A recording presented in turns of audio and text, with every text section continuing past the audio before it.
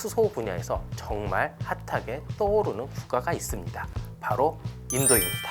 수입도 되게 의존적이고 그리고 대부분 다 화석연료이기 때문에 지금 한창 에너지 전환을 필요로 하고 있습니다. 탈탄소, 화석연료 의존도 축소, 청정에너지를 통한 자립, 이 세 개, 그러니까 에너지 안보도 높이고 탈탄소도 하겠다라고 2023년 1월에 인도 정부가 승인을 했는데요. 인도 시장에서 좀 돈을 좀 벌고 기업들이 가서 좀 돈을 벌려고 하면 어떤 거에 투자를 해야 될까요? 어떤 항목들을 알아야 될까요? 인도가 무엇을 하고 싶은지를 정확하게 알아야 되겠죠. 그러면 이 나라가 어디에 투자를 가장 많이 하는지를 좀 알아야 됩니다. 이 기술이 있으면 예를 들어 전략적 제휴를 했을 때 우리나라 국내 에너지 스타트업이라든지 이런 회사들이 인도 진출을 굉장히 빠른 시일 내에 고부가 가치로 진출할 수 있게 됩니다.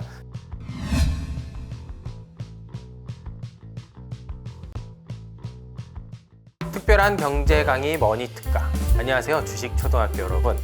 저는 오늘 특강을 맡은 머니투데이 방송 염현석 기자입니다. 오늘 제가 들려드릴 이야기는 잊혀진 에너지라고 하긴 좀 그렇고 다시 조금씩 주목받고 있는 에너지원에 대해서 이야기 좀 해보려고 합니다. 가장 주목받는 에너지를 꼽으려면 단연 항상 수소를 꼽습니다. 그런데 우리가 수소는 아직도 조금 먼 얘기다, 그리고 이렇게 좀 선진국에 한정된 에너지원이다, 이런 이야기들을 조금 많이 합니다. 그런데 제 생각은 조금 다릅니다. 주식초등학교 자매 채널 중에 하나인데 이제 발칙한 경제, 예전에 그 채널에서도 이 수소 이야기를 굉장히 많이 했었거든요. 그때 주로 했었던 나라들이 미국, 중국, 유럽, 호주, 일본, 우리나라, 이 정도 이야기만 했었습니다. 왜냐하면 수소를 하려면 자금도 조금 필요하고요, 기술력도 필요합니다. 그런데 요즘에 이 수소 분야에서 정말 핫하게 떠오르는 국가가 있습니다. 바로 인도입니다. 인도 하면 가장 최근에 유명해진 게 전 세계에서 인구가 가장 많은 나라로 유명합니다. 중국을 넘어섰거든요. 지금 보니까 한 14억 3천만 명 정도 됩니다. 보통 이렇게 인구가 많으면 경제 성장률이 굉장히 좋은 경우가 있습니다. 예전에 중국이 한참 경제 성장을 했었을 때 전 세계 1위 내수 시장을 바탕으로 급성장을 했었거든요. 요즘에 이런 급성장할 수 있는 잠재력을 가진 나라로 꼽으라면 대부분 다 인도를 꼽는데요. 코로나 이전은 조금 두고 2022년부터 23년 굉장히 글로벌 경기가 좋지 않았는데도 인도는 7% 이상 성장을 했습니다. 그리고 인구 보유 역시 14억 3천만으로 세계 최다이고요. 우리가 이렇게 경제 성장을 많이 하고 인구가 많이 늘면, 아니면 인구가 많으면 뭐가 가장 많이 필요할까요? 바로 에너지와 식량이 많이 필요합니다. 오늘은 이 에너지에 대해서 잠깐 얘기를 해볼 텐데요. 인도는 전 세계에서 세 번째로 에너지를 많이 소비하는 국가입니다.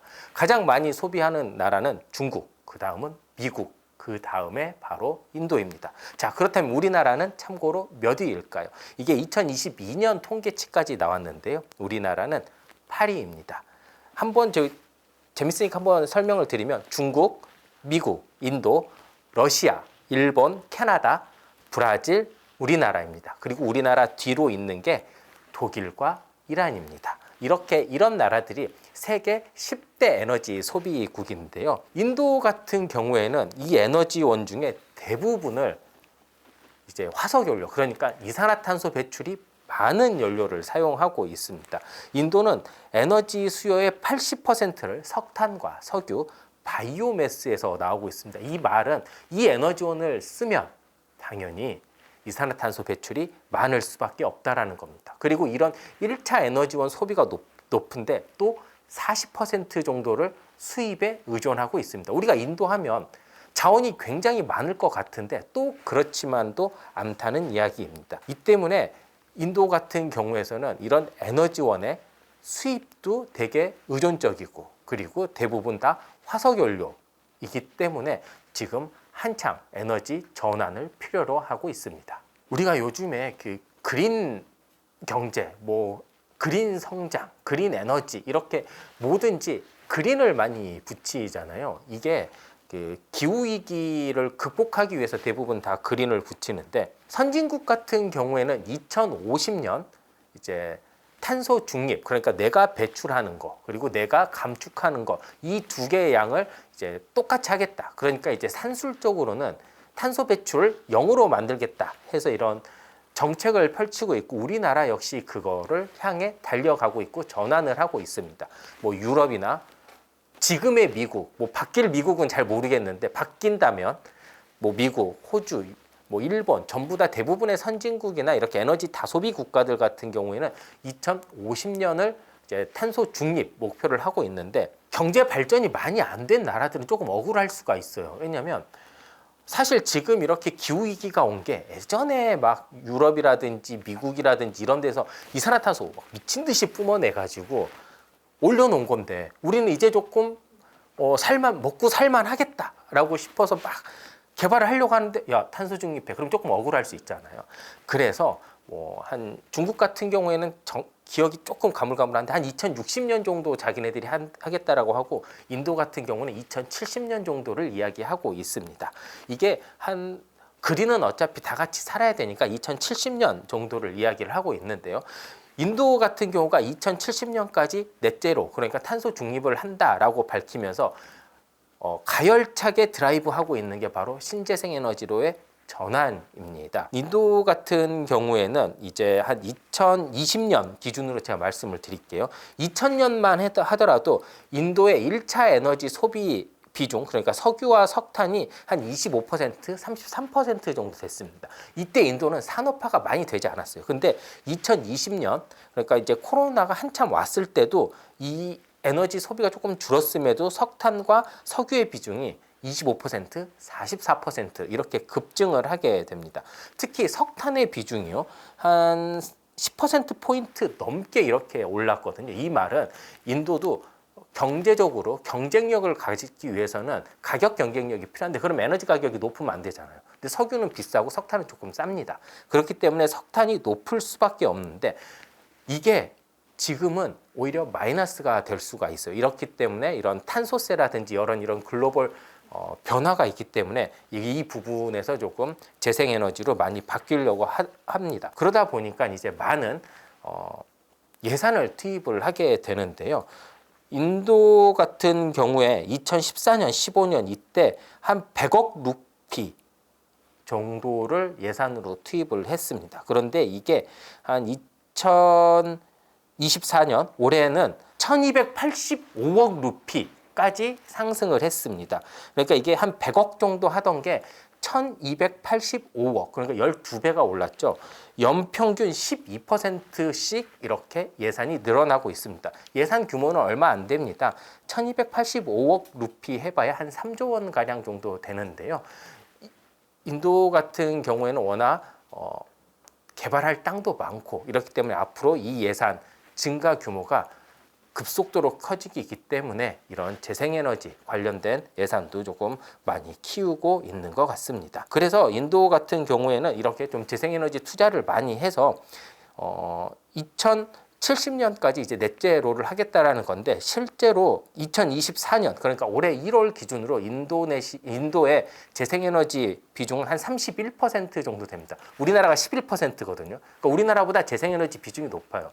그 이유는 뭐 적도 근방에도 있고 이렇기 때문에 뭐 태양광 효율도 좋고 싸고 이렇기 때문에 많이 높을 수도 있는 건데, 아무튼 이 비중을 굉장히 높인다라는 게 인도의 목표입니다. 재생에너지로 발전을 하면 재생에너지는 한정된 공간, 그러니까 그 최적화된 공장이 그 부지가 있어야 되잖아요. 물론 뭐 화력 발전이든 원자력 발전이든 뭐 LNG 발전소든 전부 다 이런 부지의 중요성이 있는데, 이런 발전소들의 가장 큰 문제점이 전기를 만들면 이렇게 보내줘야 되잖아요. 자, 우리나라 같은 경우도 지금 송전선 같은 거 한번 설치하려면 굉장히 힘들잖아요. 근데 인도 같은 경우에는 뭐 민원 때문에 힘든 것보다는 단순히 그 거리 때문에 엄청 힘들 것 같습니다. 인도가 워낙 땅덩어리가 넓잖아요. 면적이 넓고, 그러다 보면 예를 들어 이곳에 대규모 재생에너지 발전 단지가 있는데 실제로 대도시 인근에서 전력을 쓸 수도 있고, 공장 단지는 조금 더 떨어질 수도 있는데 그런 곳으로 에너지를 보내야 되잖아요. 전기를 보내야 되는데 이걸 전선으로 보낼 거냐, 아니면 뭐 다른 이동원이 있어야 되잖아요. 배터리로 보내더냐 아니면 수소를 보낼 거냐, 여기에서 고민이 조금 되는 것 같습니다. 사실 고압 전선으로 해서 보내면 좋겠지만 이게 때 굉장히 또 가격도 비싸고요. 이거 역시 손실이 조금 있습니다. 그리고 문제는 이렇게 전기로 다이렉트로 보냈을 때는 얘가 바로 사용이 돼야 되는 거잖아요. 어디 또 그러니까 보내는 거지 뭐 저장을 했다거나 이러진 않잖아요. 그리고 이걸 다 배터리로 한다 그러면 돈이 엄청 많이 들 것 같습니다. 그렇기 때문에 아마 인도 같은 경우에는 이렇게 수소로 조금 전환을 해서 이 수소로 발전도 하고 에너지도 저장도 하고 옮기기도 하고 이런 계획을 가지고 있는 것 같습니다. 이렇기 때문에 인도 같은 경우에는요, 2023년 1월, 그러니까 작년 1월입니다. 인도 정부가 국가 그린 수소 미션이라는 것을 승인을 합니다. 이게 탈탄소, 화석연료 의존도 축소, 청정 에너지를 통한 자립, 이 세 개, 그러니까 에너지 안보도 높이고 탈탄소도 하겠다라고 2023년 1월에 인도 정부가 승인을 했는데요. 어떤 내용이냐면 2030년까지 연간 500만 톤의 그린 수소를 만들겠다라는 겁니다. 그리고 60에서 100기가와트 규모의 전해조 설비도 만들겠다. 그리고 그린 수소 에너지 발전 용량도 125기가와트까지 확대하겠다. 이런 걸 발표를 합니다. 그러면 이게 얼마나 큰 숫자인지 아직 그 대략 감이 잘 안 오잖아요. 제가 이거를 우리나라나 이런 거랑 좀 비교를 해서 좀 설명을 드리도록 하겠습니다. 자, 2030년 기준으로 인도는 500만 톤의 그린 수소를 생산하겠다라고 했습니다. 자, 그러면 우리나라는 2030년까지 얼마냐? 400톤입니다. 400만 톤입니다. 400만 톤. 그러니까 우리나라보다 일단 더 생산을 많이 하겠다라는 겁니다. 근데 2030년 기준으로 우리나라의 생산 목표는 전 세계적으로도 굉장히 높은 겁니다. 그리고 여기에서 또 보면 전해조 설비라든지 그린 수소 에너지 발전 용량. 자, 영국 같은 경우가 2030년까지 전해조 5기가와트를 갖추겠다라고 했고요. 프랑스 같은 경우가 2030년까지 6.5기가와트입니다. 그런데 인도 같은 경우에는 일단 60에서 100기가와트. 그러니까 일단 상대가 안 되는 거죠. 자, 그리고 그린 수소 에너지 발전 용량 125기가와트. 자, 원전이 큰 게 한 1.5 정도 됩니다. 한 100기 정도 되는 거예요. 그러니까 엄청나게 큰 발전 용량도 해야겠다. 자, 이렇게 큰 계획을 발표를 하면 돈이 많이 들 것 같죠. 2030년까지 8조 루피를 투자하겠다라고 합니다. 자, 8조 루피 우리 잘 감이 안 오잖아요. 우리 돈으로 환산을 하면요, 130조 원입니다. 달러로 환산을 해보면요, 1000억 달러입니다. 그러니까 굉장히 많은 돈을 이 수소 분야에 투자를 하겠다라는 겁니다. 그러면서 한 60만 개 일자리도 창출하고 화석연료 수입도 줄이겠다라는 겁니다.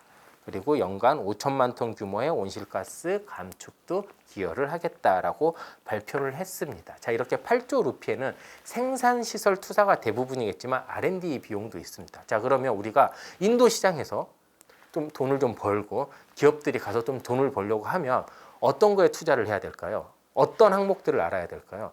인도가 무엇을 하고 싶은지를 정확하게 알아야 되겠죠. 그러면 이 나라가 어디에 투자를 가장 많이 하는지를 좀 알아야 됩니다. 생산 설비 같은 거야.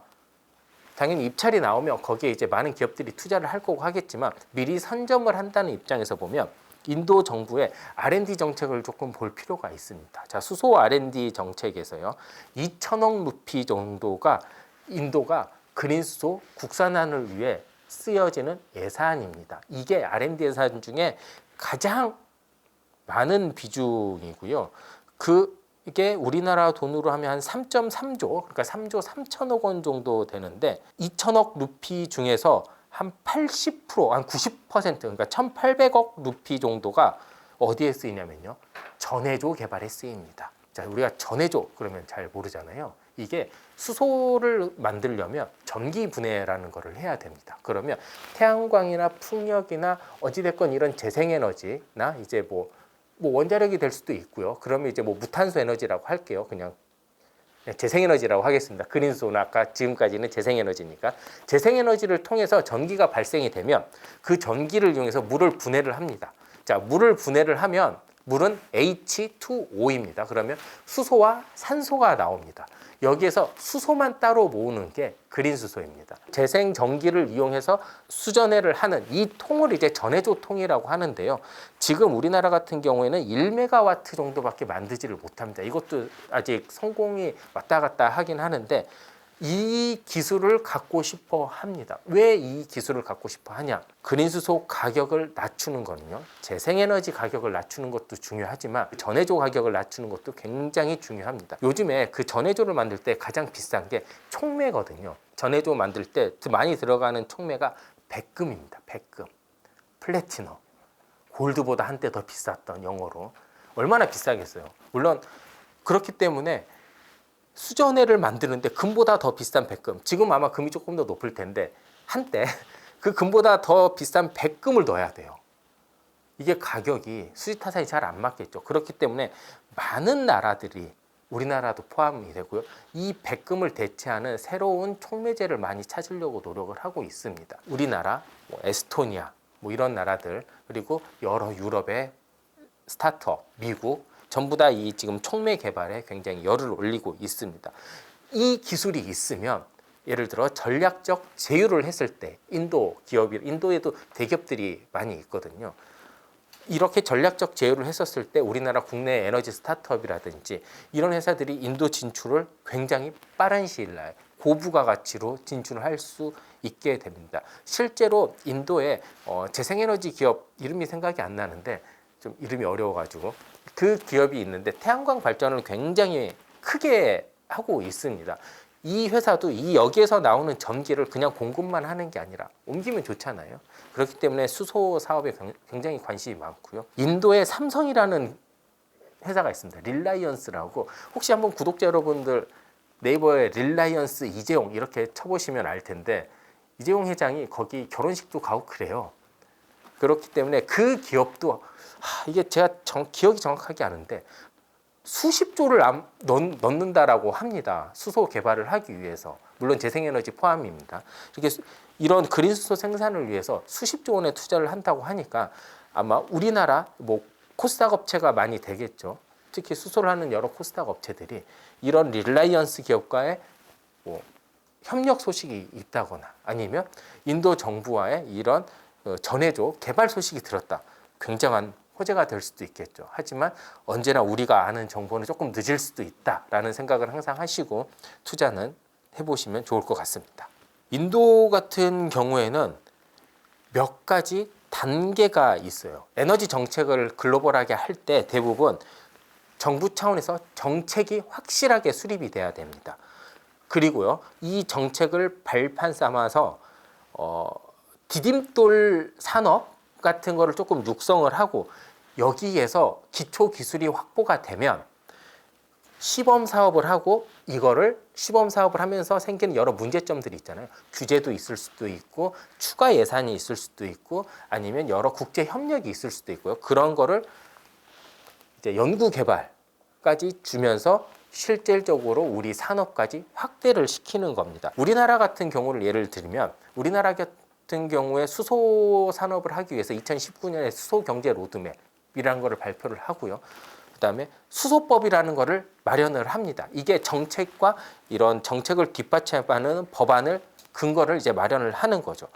그리고 나서 여러 가지 시범 사업들. 왜냐하면 우리나라 같은 경우에는 이미 수전의 기술도 있고 여러 기술들이 있기 때문에 그 기반 사업, 그러니까 디딤돌 사업 같은 거는 넘어서고 그 다음에 바로 이제 시범 사업으로 하고 있는데 그게 제주도라든지 평택, 울산 이쪽에서 이제 다각도로 여러 종류의 사업이 진행이 되고 있고 여기에서 발생된 여러 문제점이라든지 불필요한 규제 아니면 지능체 같은 것도 지금 계속 조금씩 나오고 있습니다. 자, 그러면 인도 같은 경우에는 아직까지 정확하게 아까 승인만 했다고 했었잖아요.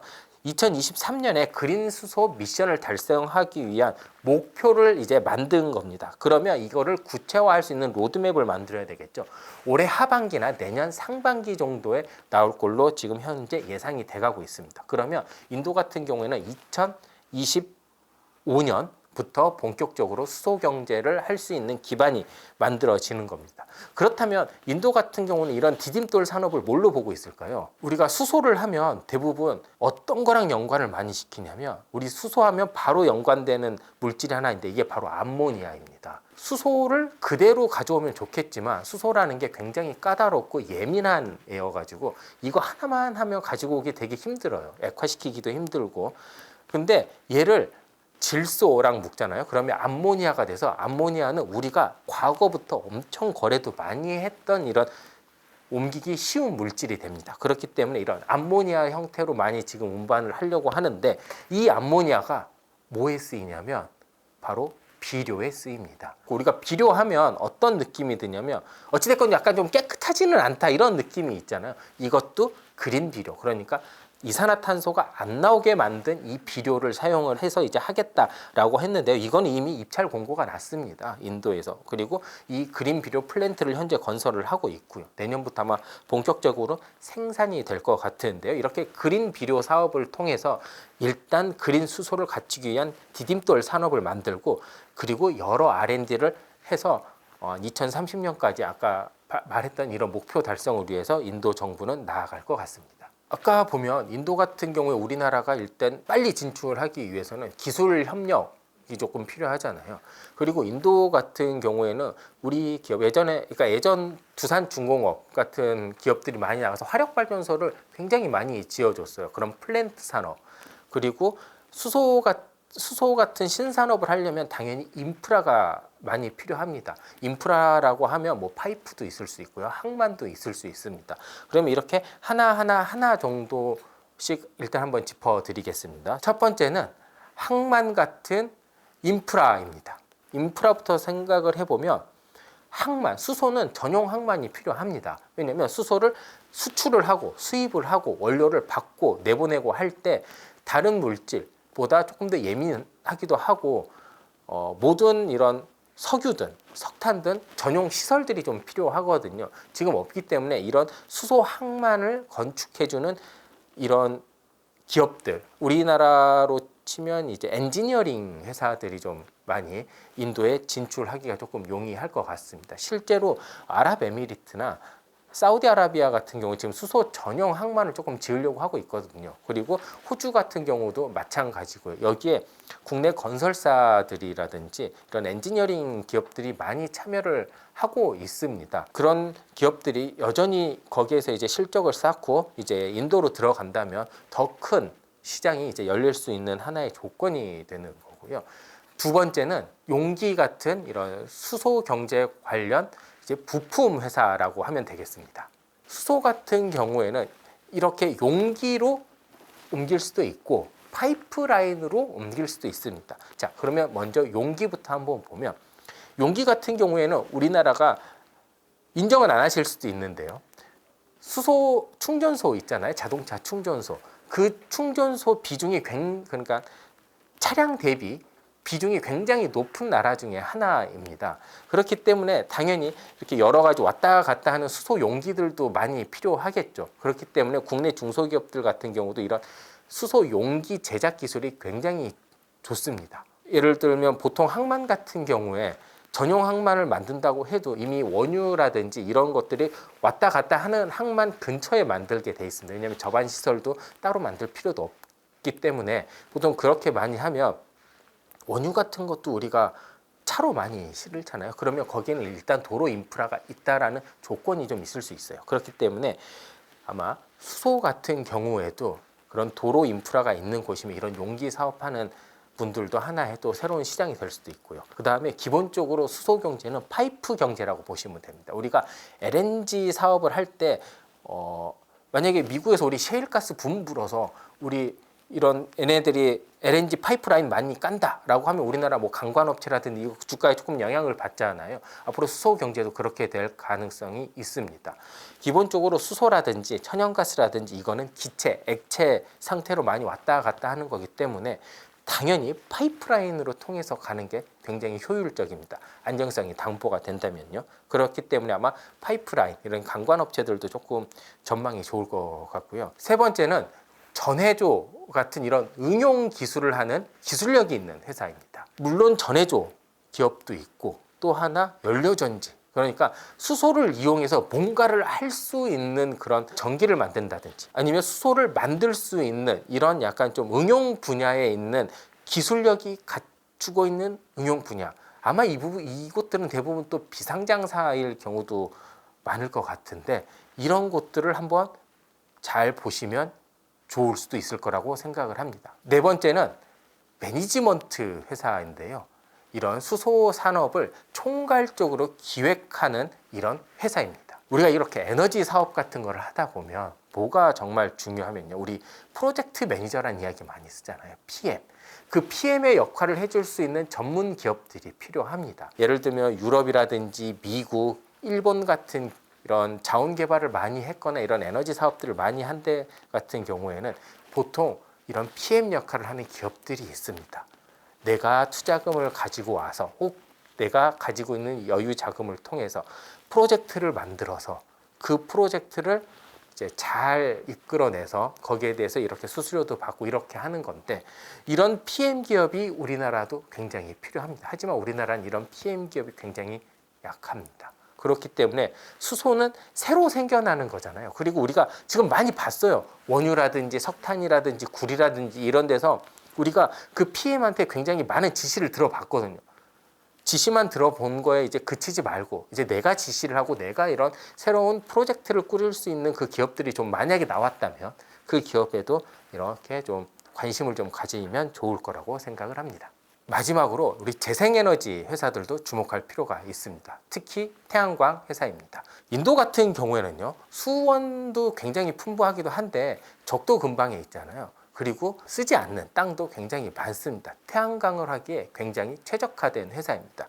이런 곳에서는 중국 기업들처럼 조금 성능은 다소 떨어지지만 굉장히 저렴한 제품들을 대량으로 많이 납품을 할 수 있거든요. 그렇기 때문에 우리나라도 이런 우리나라 태양광 기업들도 예를 들어 범용 제품을 하는 기업들이 있다면 조금 눈여겨볼 필요가 있을 것 같은데 우리가 2차 전지 회사 같은 데 보면 대부분 지금 LFP 한다고 하잖아요. 이게 가격 경쟁력을 확보하기 위해서 어쩔 수 없는 겁니다.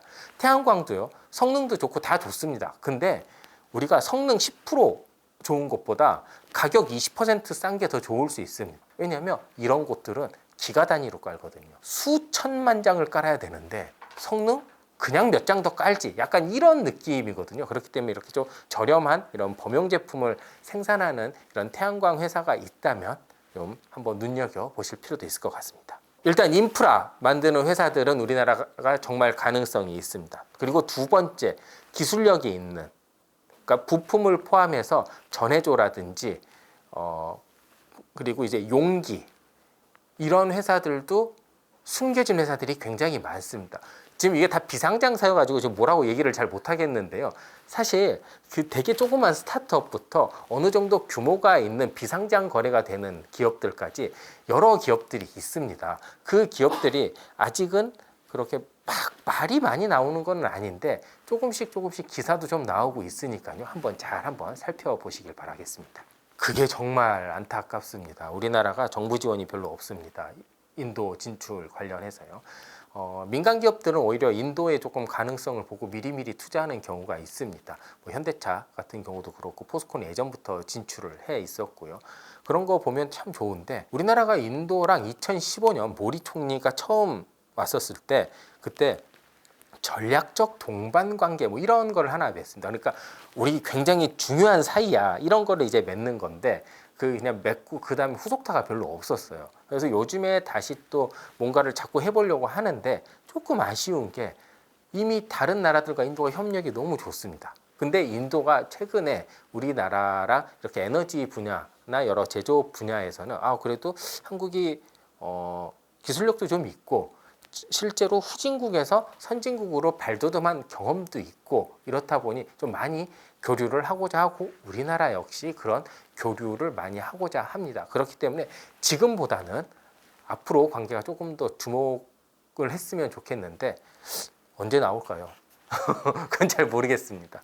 투자를 하려고 눈여겨보는 정도가 아니라 엄청 협력을 많이 하고 있는 경우가 지금 정말 많습니다. 인도 이렇게 보면 인도 바로 옆에 뭐가 있나요? 인도 바로 옆에 중동이 있습니다. 중동이.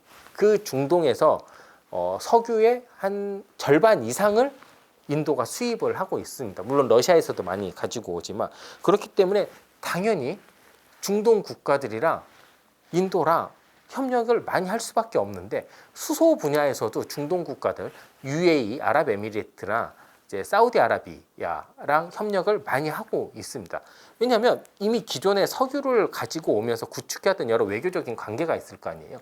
이 관계를 이용을 해서 수소 산업까지 가져오겠다라는 겁니다. 문제는 UAE나 사우디 같은 경우에도 어찌됐건 석유 경제가 지속 가능하지 않다라는 걸 알고 있어요. 그렇기 때문에 이거를 굉장히 빠른 속도로 지금 전환을 하려고 하고 있는데 그 전환의 중심이 바로 수소입니다. 실제로 UAE 같은 경우에는요, 솔라파크라는 태양광 발전 단지가 있는데 제가 본 것만 5기가와트 정도를 봤어요. 실제로 한번 예전에 가서 본 적이 있었는데 20기가와트 규모의 이런 태양광, 태양열, 태양 반사, 집약, 아무튼 여러 가지 태양으로 할 수 있는 것을 다 해서 굉장히 많은 그 전기를 만들겠다라고 합니다. 근데 UAE 같은 경우가 산업이 있나요? 뭐가 있나요? 이렇게 전기 많이 만들면 뭐예요? 그리고 이미 원자력 발전소도 4개나 있는데 버리기도 아깝잖아요. 그러면 그 전기로 뭐를 해야 되냐? 만들어서 팔아야죠, 전기를. 그러려면 수소를 할 수밖에 없는 겁니다. 자, 우리가 2차 전지에다가 넣어서 배터리를 판다. 우리가 배터리는요, 전기를 충전해서 잘 팔지 않습니다. 어차피 가다가 다 방전되고 이렇기 때문에 그나마 손실률이 적은 이제 수소에 이제 눈독을 들이는 건데 그렇기 때문에 UAE, 사우디랑 굉장히 협력을 많이 하고 있습니다. 그 다음에 일본도 인도랑 과거부터 굉장히 많은 협력을 하고 있습니다. 일본 같은 경우에는요, 이미 2007년부터 인도랑 에너지 관련 협력을 맺고 있습니다. 자, 우리나라가 전략적 동반 협정을 2015년에 맺었다고 했잖아요. 그거보다 훨씬 더 빨리 인도의 가치를 알아본 겁니다. 일본 같은 경우에는 어찌 됐건 세계 경영을 한번 좀 해본 나라입니다. 그리고 에너지의 중요성을 누구보다도 뼈저리게 느낀 나라 중에 하나입니다. 그렇기 때문에 일본 기업들은 자원, 에너지 확보에 굉장히 많은 공을 들이는데 2007년부터 인도에 투자를 하기 시작합니다. 그리고 2022년 3월 청정에너지 파트너십까지 맺으면서 본격적인 진출을 합니다. 그래서 수소 이런 거는 말도 할 필요 없고요. CCUS, 그다음에 바이오 연료 이런 것까지 되게 폭넓은 협력을 하고 있습니다. 그리고 역시 인도 같은 경우에는 지정학적으로 어떻게 보면 약간 유라시아 대륙과 유럽 대륙의 사이에 좀 있잖아요. 그렇기 때문에 유럽과도 굉장히 사이가 좋습니다. 특히 유럽 같은 경우에도 재생에너지를 통해서 수소 경제로 조금씩 넘어가려고 하는데 전부 다 100% 자립을 할 수가 없습니다. 에너지 안보 차원에서 여러 나라와 이런 수소 거래를 해야 되는데 그중에 지정학적으로 굉장히 좋은 위치 중에 하나도 인도라는 거죠. 그렇기 때문에 유럽, 일본, 중동이 지금 현재 인도랑 굉장히 긴밀한 파트너십을 맺고 있습니다. 그리고 호주, 우리가 수소하면 빠질 수 없는 나라인 호주인데요. 호주도 은근히 가깝습니다. 그렇기 때문에 호주와도 최근에 이런 여러 말들이, 그러니까 여러 협력에 대한 논의가 이루어지고 있는 걸로 알고 있습니다. 중국 같은 경우에는 참 뭐라고 정확하게 말씀드리기가 애매한 게 이제 중국이 인도와 있었을 때 불가원 불가근, 그러니까 가까이 하기도 좀 뭐하고 멀리 하기도 좀 뭐한 약간 이런 느낌이에요. 두 나라가 국경 분쟁이 있죠. 인도와 중국의 국경 분쟁도 있고 그리고 인구 경쟁이 있는지는 모르겠는데 아무튼 인구도 비슷비슷하고 그리고 세계의 공장 역할을 했던 중국의 역할을 지금 인도가 뺏어가려고 하고 있고 중국 입장에서는 여러 이제 견제를 해야 되는 나라인데 자기네들도 이제 내수로 조금 한계가 왔거든요. 그렇기 때문에 지금 알리라든지 테무라든지 이런 걸 통해서 저가 제품 막 밀어내기 엄청 하고 있잖아요. 그럼 보면 인도 시장을 또 놓칠 수가 없거든요. 그렇게 인도에 그런 걸 하다 보면 인도 애들도 따라올 거고 좀 애매한 상황인데 협력은 당연히 있죠. 근데 이렇게 막 적극적인 협력을 한다고 양국 간에 얘기는 하고 있는데 그게 실제로 이루어질지는 잘은 모르겠습니다. 이제 인도 입장에서 말씀드리는 게 아니라 우리 입장에서 말씀을 드릴게요. 자, 우리나라 입장에서는요, 뻥을 요만큼 더 붙여서 말씀을 드리면 석유의 경제가 그대로 수소의 경제로 넘어올 가능성이 굉장히 큽니다. 그렇기 때문에 기존에 우리가 석유를 확보하기 위해서 했었던 여러 들였던 공을 수소에도 들여야 되는데요. 그렇기 때문에 중동에 대해서 역시 굉장히 공을 많이 들여야 됩니다. 중동 같은 경우가 원래 대표적인 석유의 스윙보터 역할을 했습니다. 그 말은 중동이 나 싫어 막 삐지면 석유값이 올라가는 거거든요. 지금도 중동이 조금 사정이 안 좋다 보니까 국제 유가가 많이 올라가고 90불 막 넘기도 하고 그러잖아요. 이렇게 고유가가 되고 있는데 수소도 비슷해요. 왜냐하면 수소는 만들 수 있는 에너지잖아요. 그러면 우리나라도 만들 수 있는데 이게 또 조건이 좀 돼야 돼요. 예를 들어 뭐 풍력이라든지 태양광이라든지 이런 게 좀 좋아야 되는데 중동은 가진 게 사막밖에 없잖아요. 사막이 되게 넓잖아요. 물론 되게 초원도 넓고 적도 근방에 있기 때문에 일사량도 좋고 이렇기 때문에 태양광의 효율이 굉장히 좋습니다. 이렇기 때문에 그린 수소를 또 만들 수 있는 위치도 좋아요. 그리고 중동 중이잖아요. 가운데 있어요. 어디 가든지 이것도 좀 편해요. 운송도. 그렇기 때문에 역시 중동을 우리나라도 좀 봐야 되는데 우리나라 많은 기업들 뭐 발전사라든지 아니면 여기 어떤 그 보고서에 나오는 뭐 엘텍 UVC라는 이런 회사라든지 이런 데들을 중심으로 그리고 뭐 현대건설, 현대자동차 그리고 여러 회사들이 중동에 많은 수소 투자를 하고 있습니다. 실제로 UAE에 뭐 전용 항만도 건설하려고 하고 수소 시설도 만들려고 하고 있고요. 오만 같은 경우도 마찬가지입니다. 이렇게 이미 기업들은 중동과 많은 협력을 하기 위해서 진출을 하기 위해서 하고 있는데 중동 시장을 잘 초창기에 잘 다져놓으면 아마 나중에 석유 경제에서 보여줬던 그런 여러 힘든 점들이 있었잖아요. 우리가 막 석유 파동 이런 것 그런 거가 있었을 때 조금 더 스무스하게 넘어가는 원동력이 되지 않을까 싶고요. 이렇게 또 중동 말고도 뭐 호주 같은 경우도 마찬가지인데 우리가 석유 경제에서 호주가 별로 안 중요할 것 같잖아요. LNG가 호주에서 엄청나게 수입되어 옵니다. 비슷한 겁니다. 아마 수소도 많이 수입이 될 겁니다. 그리고 우리가 수소 경제에서 또 하나 좀 봐야 될 부분이 이렇게 석유 경제가 수소 경제로 넘어갈 가능성이 굉장히 저는 높다라고 보는 게 기본적으로 하나의 에너지 경제가 만들어지려면 그거에 관련된 파생된 분야에 대한 파급력도 되게 커야 되거든요. 그러면 예를 들어 우리가 청정수소를 쓴다. 그러면 청정수소만 쭉 쓸 수 있는 게 아니라 그걸로 인해서 파급되는 여러 가지 산업들이 있는데 자동차도 있고요. 선박도 있고요. 운반선도 있고요. 비행기도 있고요. 굉장히 다양한 분야에 사용을 할 수가 있습니다. 이렇기 때문에 근데 이것들은 지금 다 석유로 굴러가는 것들이에요. 그리고 실제로 지금 아까 석유에 가장 밀접한 물질이 암모니아라고 했었잖아요. 중동이라든지 호주라든지 이런 국적의 선사들이요. 지금 암모니아 운반 선박을 국내 조선사들한테 발주를 실제로 많이 내고 있습니다. 우리가 LNG 운반선이 한 2,500억? 아무튼 3,000억 정도 하거든요. 가장 높았었을 때. 그러면 우리가 암모니아 운반선 같은 경우가 1,500에서 1,800억 원 정도 합니다. 이거는 당연히 규모가 좀 더 작기 때문인데 수소 경제가 커져서 이렇게 되면 LNG선을 대체할 수 있을 정도의 시장 규모도 갖출 수 있고 이미 우리나라 조선사들이 이런 암모니아 운반선 시장을 많이 잡고 있기 때문에 그렇게 되면 만약에 수소 경제가 좋아진다. 확실히 구축되고 있다. 그럼 조선 사업도 그럴 수도 있고 또 현대차 같은 경우에는 수소차에서 굉장히 기술력이 앞서고 있는 기업 중에 하나잖아요. 그러면 현대차에게도 또 다른 하나의 도약의 기회가 될 수도 있는 거고요. 그리고 뭐 가스공사라든지 가스공사는 원래 국내 수소 유통 전담 기업이에요. 지금 뭐 활약을 많이 하고 있지는 않지만 그렇게 되면 여러 가지 그런 LNG를 갖고 오듯이 수소도 갖고 와야 되는 그런 전담 기업이 될 수도 있는 거고 SK라든지 뭐 GS 여러 이런 기업들이 많이 관련 투자를 하고 있기 때문에 이런 것들을 한번 잘 보면 좀 투자 노트에 좀 중요한 체크 포인트가 되지 않을까 싶습니다. 이거를 제가 제대로 맞추면 아마 돈을 많이 벌 수 있을 것 같은데 그 제 생각을 말씀을 드릴게요. 저는 2026년 생각하고 있습니다. 그리고 올해가 2024년이잖아요. 올해는 아마 이런 기반 산업들에 대한 꾹꾹 눌러지는 산업들이 좀 있을 것 같아요. 기초가 좀 제대로 다 해야 되니까요. 친환경 얼마 전에 제가 취재를 해보니까 우리나라가 1분기에 수주한 친환경 선박이 49척이었습니다.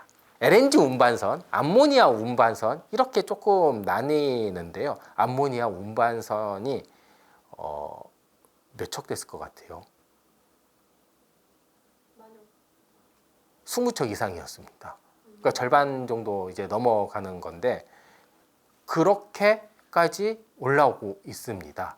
근데 이제 암모니아 운반선은 수소 경제의 시작을 알리는 겁니다. 사실. 그렇다면 이게 LNG 운반선을 넘어서고 실제로 건조가 돼서 움직이기 시작한다 라고 하면 한 2년 정도 걸리지 않을까 싶어서 2026년 정도가 수소 경제의 시작점으로 생각을 하고 있는데 빠르면 2025년, 주가는 한 2025년부터 움직이지 않을까 싶어요. 그러면 어떤 분야를 도대체 봐야 되냐? 조선이냐?